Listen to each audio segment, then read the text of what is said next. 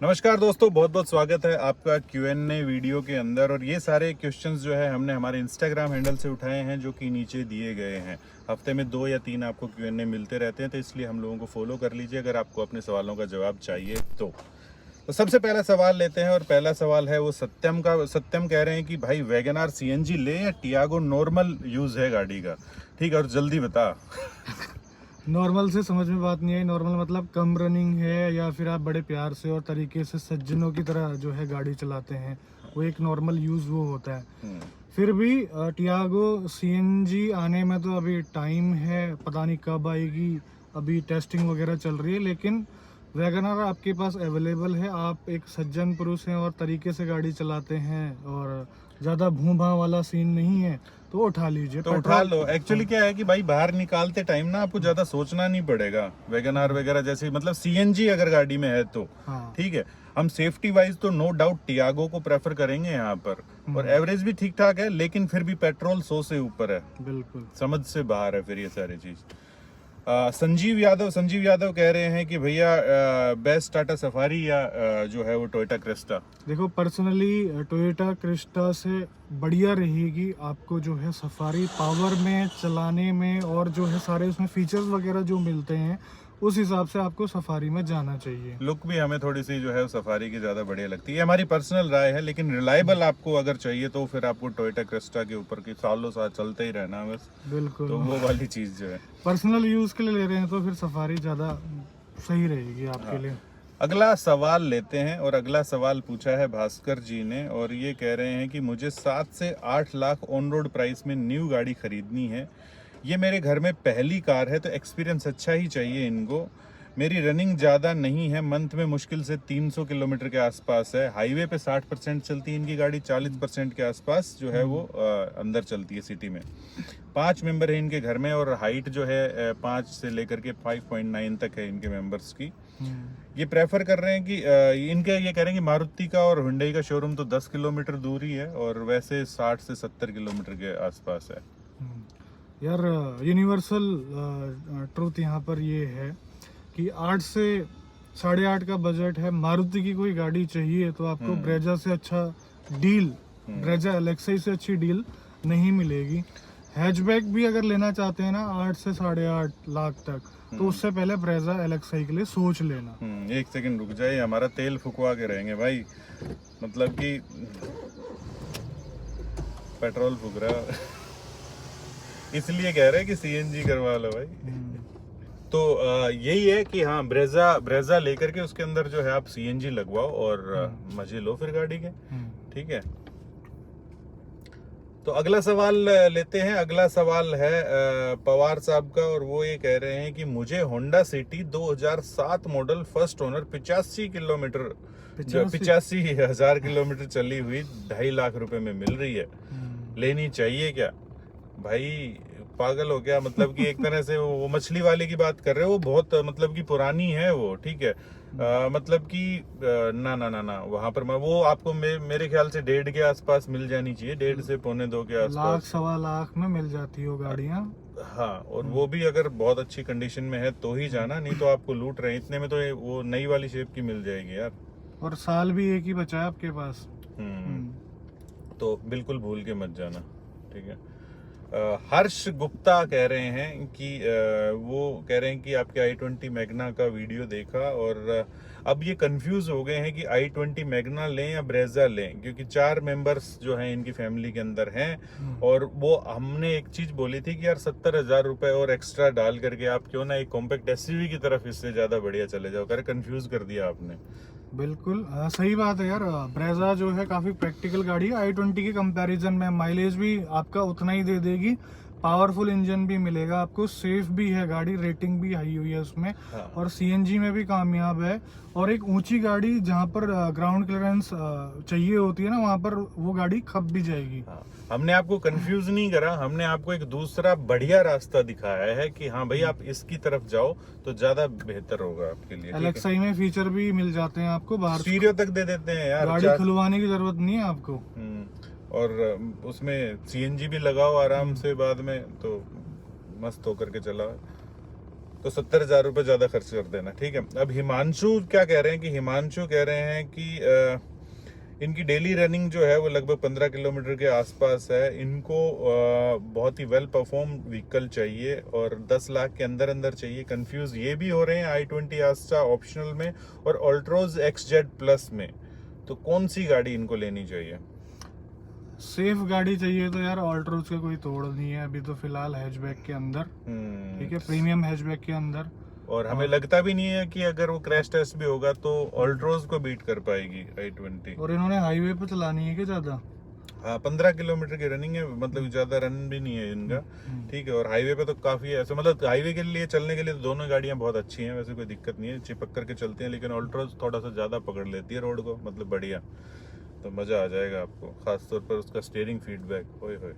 खैर, चरणदीप जो है वो पूछ रहे हैं, अगला सवाल जो है वो ये कह रहे हैं कि नई कार इनको हुंडई की चाहिए और इनकी मंथली रनिंग जो है वो 500 किलोमीटर के आसपास है, और शुड आई बाय CNG और पेट्रोल? तो 500 किलोमीटर की रनिंग है भाई की। देखो 500 ही है तो जरूरी नहीं है कि आप CNG में मतलब लो गाड़ी, क्योंकि फैक्ट्री फिटेड CNG आप लोगे तो थोड़ा सा कॉस्टली पड़ेगी आपको। अगर इन फ्यूचर बढ़ भी जाती है तो हुंडई की गाड़ियों में लग भी जाता है CNG, और जो है ज़्यादा खर्चा भी नहीं आएगा, 30 से 40 हज़ार में जो है आपकी CNG किट लग जाएगी। अगर फ्यूचर में रनिंग बढ़ती है तो इस बारे में आप सोच सकते हैं।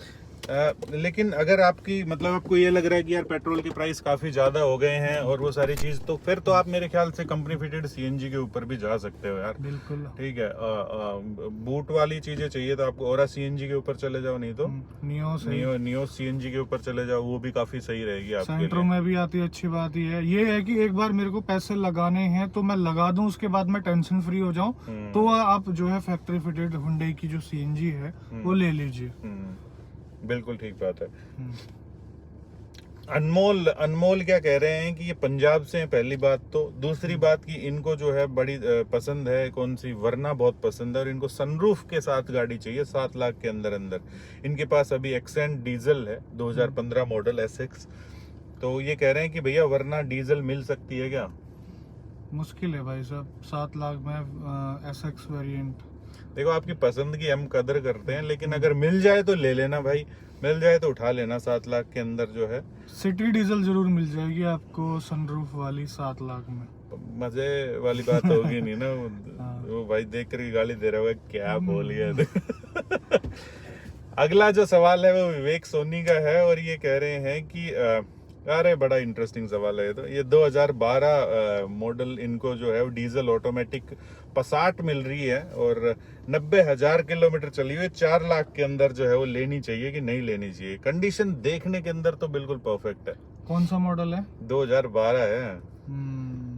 परफेक्ट है देखने में भाई साहब। ये गाड़ियों का मतलब ऐसा सीन होता है कि बड़ी ही सुंदर लगती है देखने में। अरे देखने में अगर परफेक्ट नहीं रखेंगे तो बिकेगी कहाँ से, क्योंकि अंदर तो सब कुछ मामला ढीला है उनका। देखो, अगर कंडीशन ठीक भी होती है तो आने वाले टाइम पे अगर ये खर्चा मांगेगी ना, ये 25 से 30 लाख की रेंज वाली गाड़ी है, उस हिसाब से इसके पार्ट आएंगे। अगर अफोर्ड कर सकते हो तभी इस बारे में सोचना, नहीं तो ऐसा मत समझना कि ये 4 लाख में मिल रही है तो 4 लाख वाली गाड़ी के हिसाब से इसके पार्ट मिलेंगे। इतना तो आपसे वैसे ले लेगी है, ठीक है।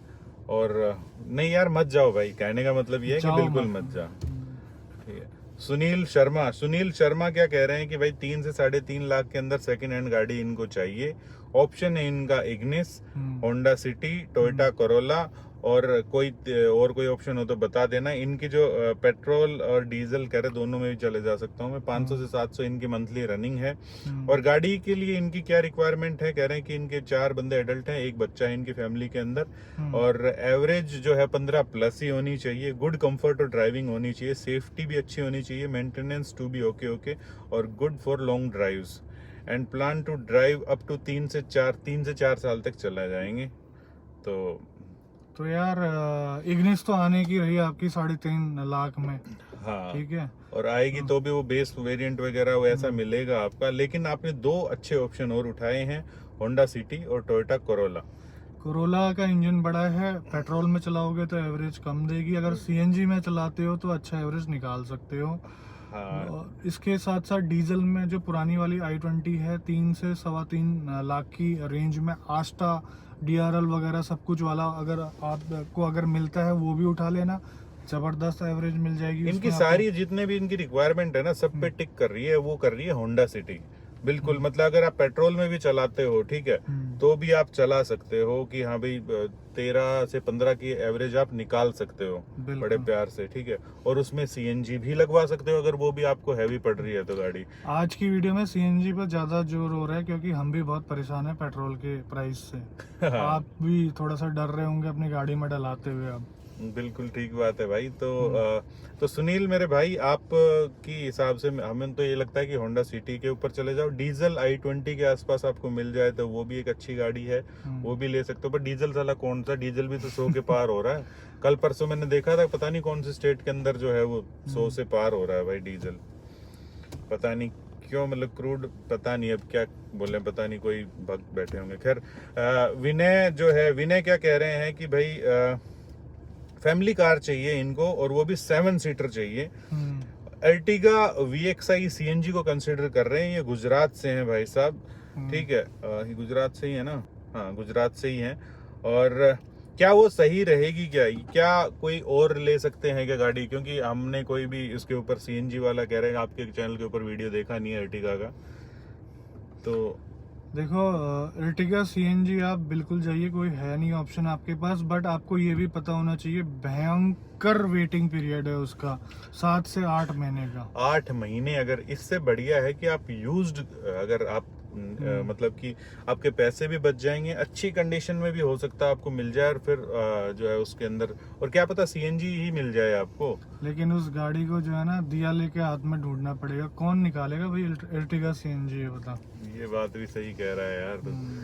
तो देख लो यार, बिल्कुल। और कोई ऑप्शन है क्या आपके पास? और कोई ऑप्शन है ही नहीं तो फिर तो 8 महीने की अभी बुकिंग करवा दो, इंतजार। हाँ, या किसी ने बुकिंग करवाई हुई हो उससे जुगाड़बाजी करके देख लो। ऐसे बहुत बैठे हैं मार्केट के अंदर।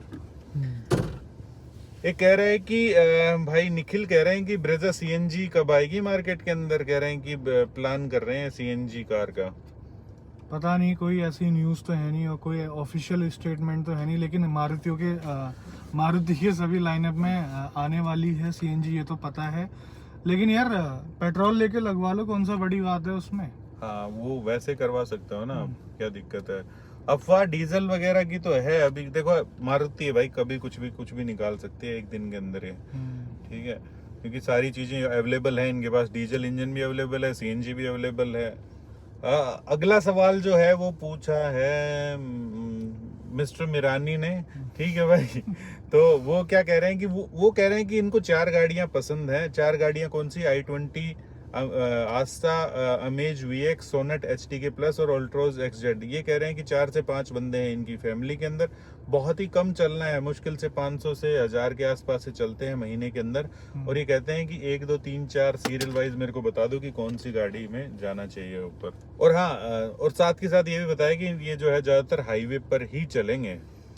देखो हाईवे पे यार ऑल्ट्रोज जो है काफी अच्छा जो है आपको स्टेबिलिटी प्लस सेफ्टी देगी, है ना। तो पहले नंबर पे तो उसको रखो ऑल्ट्रोज। और सोनेट 1.2 की बात कर रहे हैं शायद आप, जो है उसके इंजन में आपको उतना मजा नहीं आने वाला है, ठीक है। उसको आप रखो लास्ट में, नंबर 4 पे ना। हाँ ठीक है। नंबर 2 पे रखो आप सस्पेंस क्या क्रिएट कर रहा है साला। नंबर 2 पे रखो आप i20 को, नंबर 3 पे रखो आप अमेज को। हाईवे पे अगर चलना है मैक्सिमम और सेफ कार चाहिए तो ठीक है भाई। तो इस हिसाब से आप उठा सकते हैं इन गाड़ियों को। तो ये थे दोस्तों आज के आप लोगों के सवाल। उम्मीद यही है कि आप लोगों को जवाब अच्छे से मिल गए होंगे, संतुष्ट हुए होंगे। नहीं हुए तो आप फिर से पूछ लेना भाई, Q&A तो आता ही रहता है, लेकिन आएगा कहाँ से? नीचे आप सवाल पूछोगे तभी, मतलब इंस्टाग्राम के ऊपर हमें फॉलो कर लो वहाँ पर और धड़ल्ले से सवाल पूछो, ठीक है। तो मिलते हैं ऐसे किसी नेक्स्ट वीडियो के अंदर इसी मैसेज के साथ कि अगर 4 व्हीलर चलाते हैं तो सीट बेल्ट जरूर डालिएगा, 2 व्हीलर अगर चलाते हैं तो हेलमेट जरूर पहनिएगा। जय हिंद, जय भारत। भारत माता की जय।